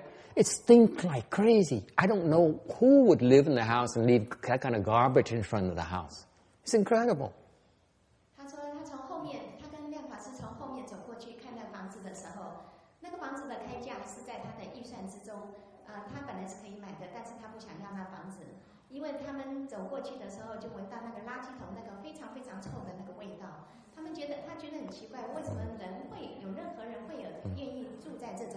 么臭的垃圾桶旁边。 Okay. So anyway, the answer to the question earlier, what happened to the new owners? The new owners will have to decide for him or herself. Okay, there's a lot of things involved here, and there is, in truthfully speaking, yes, there's a potential thing where the owner will have a problem like she does. Okay, and you have a part in that as well, because you are the condition for that to happen as well. It's not a good thing, but what else can you do? You have to live somewhere. You can't possibly burn the house down. 他担心新的白族会有更多的问题， So 这个你就不需要去担心他了，他们会处理。 thành ra cái câu hỏi nó có lý lắm, câu hỏi rất có lý. Bởi vì hỏi hơi hóc búa thì trả lời không được, vì nó quanh nó co hoài trả lời không dám trả lời thẳng, bây giờ mới nói dám trả lời. Tại vì mình đi như vậy á, có nhiều khi cái người chủ nhân mới người ta có thể không có vấn đề với người kia, đúng không? Mà trường hợp lỡ mà người chủ nhân mới mà có vấn đề như mình, chuyện gì xảy ra? Là mình tạo cái duyên cho người ta, đem cái họa tới cho người ta, đúng không? Đúng không? Có cái họa nơi á. Thành ra nó không đẹp. Ok. Thành ra có gì á, trước khi mà dọn đi bán cho nữ đi, bán cái cô mà hỏi đó thì giải quyết hết tất cả. Tại cô biết rồi.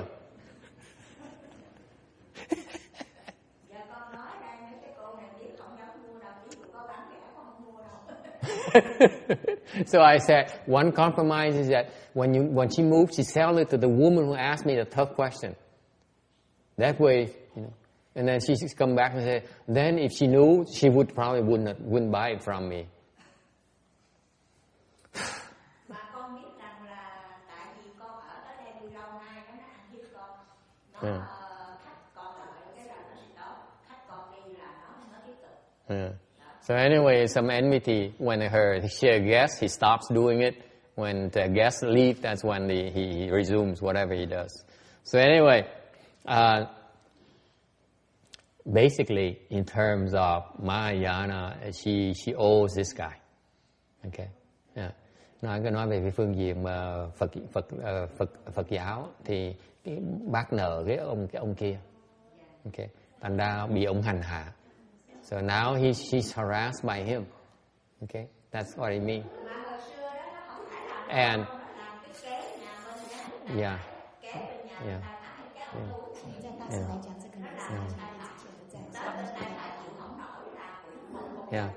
So what? Yeah. So what happens? I'm saying that it has some past conditions as well, so cause and effect as well. So my advice is just to move away because you want to refrain from fighting. That's the that's the most important factor. 所以这个我想是因为前世带来的因，所以造成今日的果。我的建议是说，你应该卖掉，不要在这个世界里面再牵扯下去。 Thành tôi nói cái ý tôi nói là mình nợ người ta, thành mình bị người ta hành, người ta vọc mình. Nhưng đều á, thành ra cái mà tôi muốn cái pháp tôi muốn nói đây là mình nhường người ta, mình chịu thua đi để mình qua đấu cái đó là cái quan trọng đầu tiên. Còn cái chuyện sau, cái chuyện người chủ nhân tới sau, cái đó là hoàn toàn mình không có cái sự tự chủ được trong đó. Ok, mình chỉ tự chủ được cái phần của mình thôi. Cái phần mình là mình không muốn đấu người ta, không muốn tranh người ta. Cái đó là cái quan trọng nhất.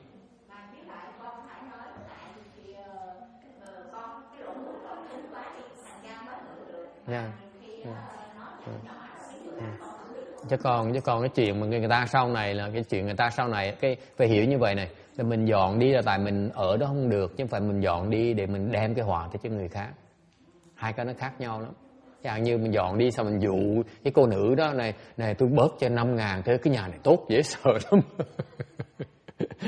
Thì cái tâm mình không muốn hại người ta là mình không có cái tâm đó, mình chỉ dọn đi tại mình ở đó không được thôi, hiểu chưa?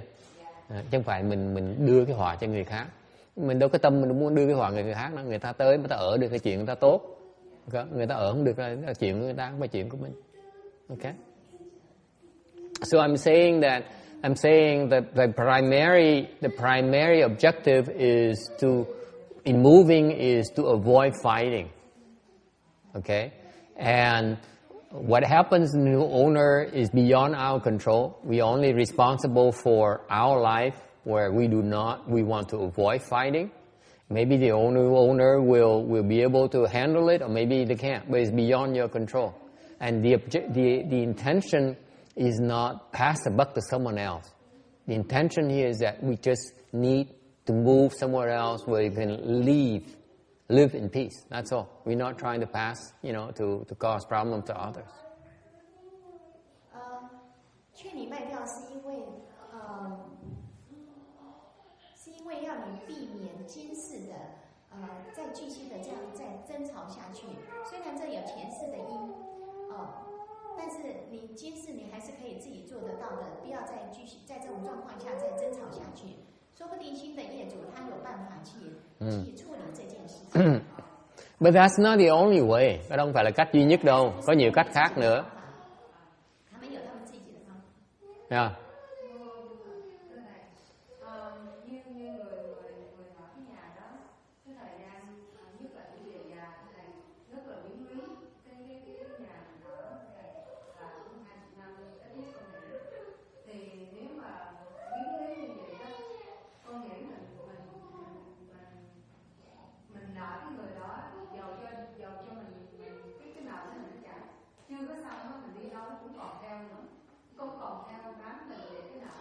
Đúng.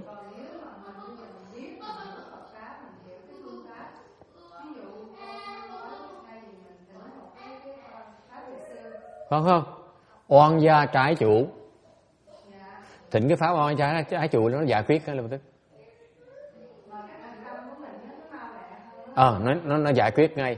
Bởi vì cái bà này bà tội ở chỗ là bà ở 20 năm là bà thịnh cái pháp mà oan gia trái chủ 20 năm trước, chắc chắn bây giờ nó giải quyết xong rồi. Chắc chắn. Mà có cái pháp hết đó. Thỉnh cái bài vị thường trực có oan gia trái chủ luôn.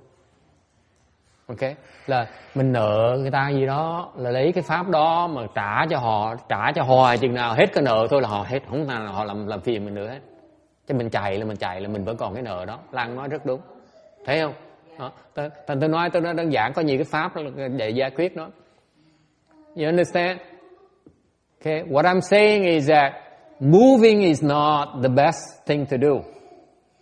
Okay, because there are other dharmas going to help handle the situation. Because it's not the best dharma, because that young lady question back there shows you that I cannot give her a complete answer. Lý do cái pháp không phải là pháp hay nhất là tại vì tôi trả lời cô nữ, câu hỏi cô nữ không được. Mình đang hại người, có thể cái người chủ nhân mới có thể bị hại, đúng không? Thành cái biện pháp đó chưa phải là biện pháp tốt nhất.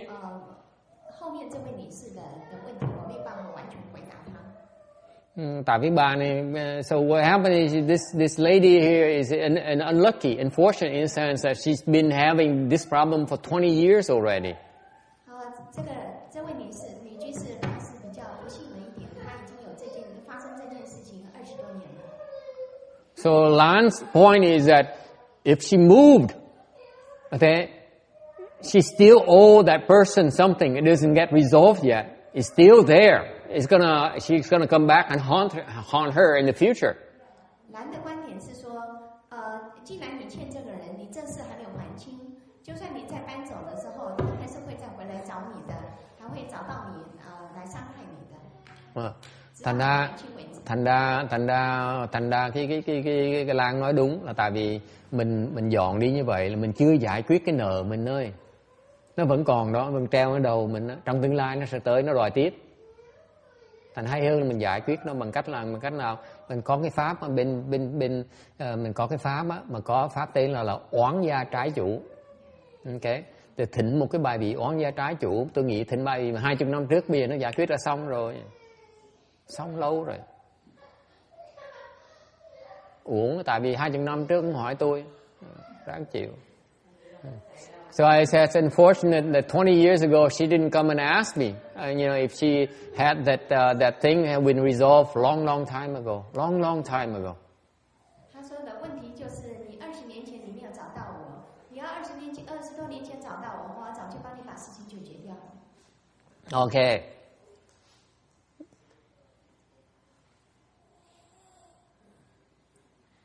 You see how? Nữ, you agree with that? Đồng ý không? Thì mình phải giải quyết, nữ hỏi đúng, mình phải giải quyết chứ mình chạy. Là nói đúng. Tại vì con có giải quyết ở nhà cái chuyện này, nhưng mà mấy người bạn con nói là ví dụ mà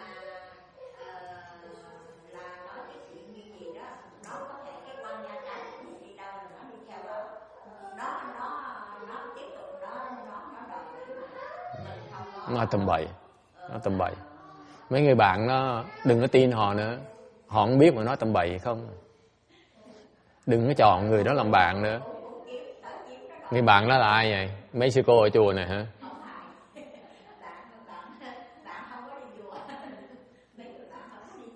She says her friend told her that the Yuan Cha Chai Chu, that Dharma, it follows you everywhere. It's going to come and still harass you. I said, you have friends like that? Don't call them your friends anymore. They don't know what they're talking about. You don't need that kind of friend.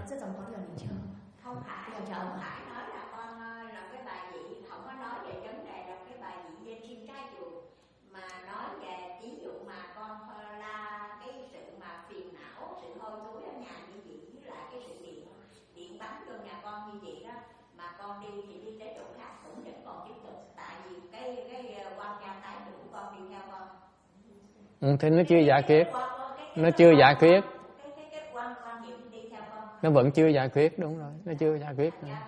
Phải giải quyết nó tốt hơn nha. Giải quyết nó tốt hơn.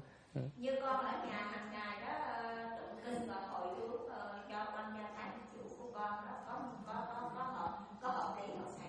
Được, làm như được. Khoảng chừng 1.000 năm nữa thì được. 1.000 năm. Có thể đó. Mình cái quan niệm là mình muốn trả từ từ đó, ok, mình trả đi. Cái quan niệm là đúng, mình phải trả.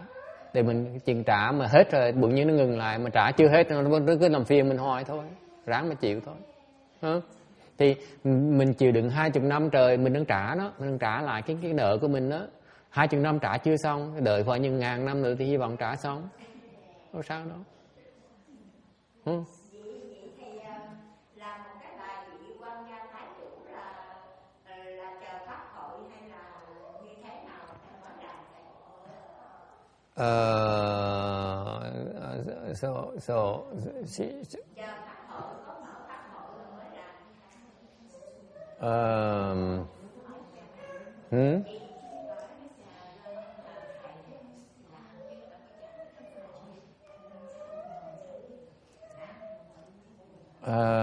Nói mấy chuyện mấy sư cô sau rồi mấy không cần pháp hội đâu.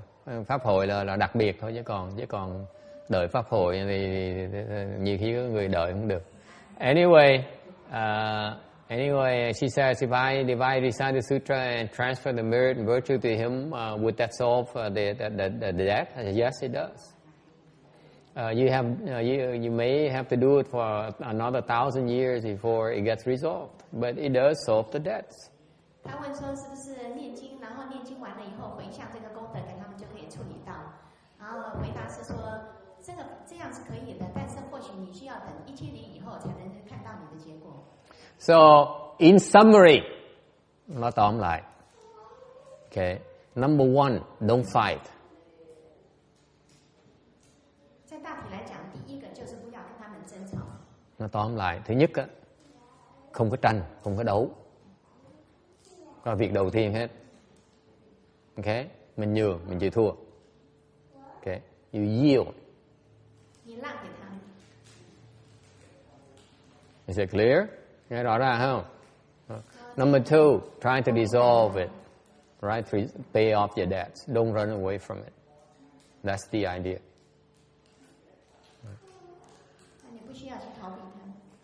Cái phần thứ nhì là mình có nợ mình phải trả người ta, đừng có chạy. Không cần chạy. Không nên chạy. Alright? Mình chạy trước sau nó cũng rượt, nó trượt kịp mình là ráng mà chịu thôi. Alright. Anything else? Yes. Okay, let me ask that young lady in the back here. Ê, trả lời được chưa hay là còn thắc mắc nữa không? Oh, cảm ơn. Okay, good question. Hỏi rất hay. It's a good question she asked. Okay. So I asked her, did I resolve your question? Say yes, it would resolve her concerns. 法师问他说，我有没有回答到你想要问的问题？他说是的。Okay, Lan has another question here.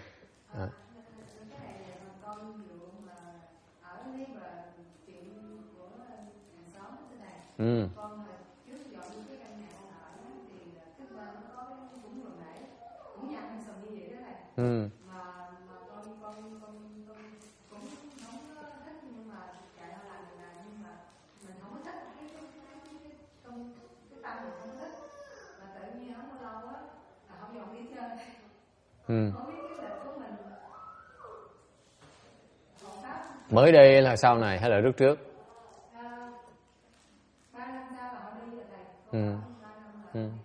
Tức là không nợ nhau, không phải không có đi. Mình nợ họ mới làm cối rầy mình được. Khi mình trả xong nợ rồi á là họ phải tự động, họ phải ngừng lại nó tự động. Thành tội nghiệp cho bà là bà nợ mà 20 năm mà trả chưa xong. Càng ngày càng điên. Tội dễ sợ.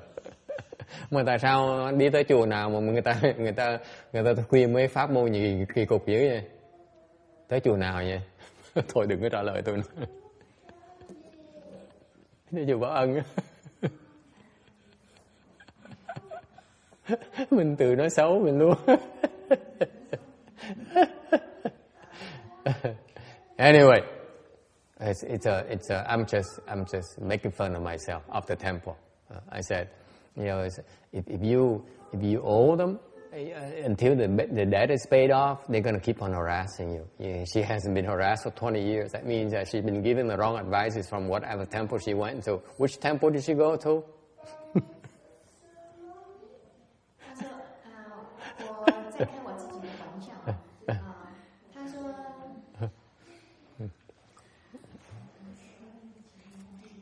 Okay. 他被这件事情已经骚扰了20多年了，不管他到哪一个寺庙去，还是有给他解决这个问题。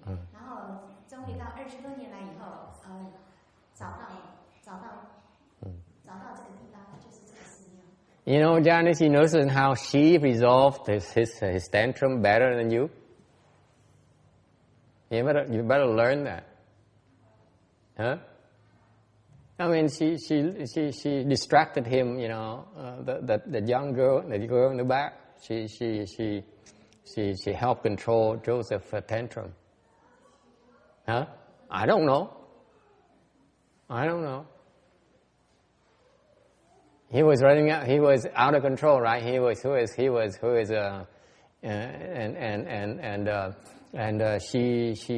she talked to him and she distracted him, and he forgot. She was very effective. Huh? Effective.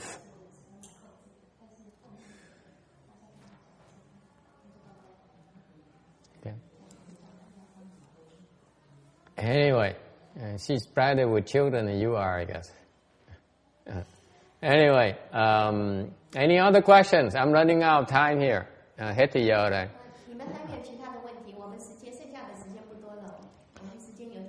Okay, today again, this week we went one slide. Tuần này mình đi một tấm nữa. I have 1,500 slides.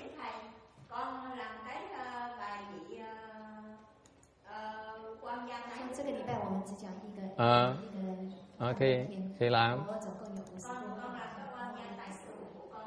Okay, lát là thỉnh đi. I said, okay. I have around 1,500 slides.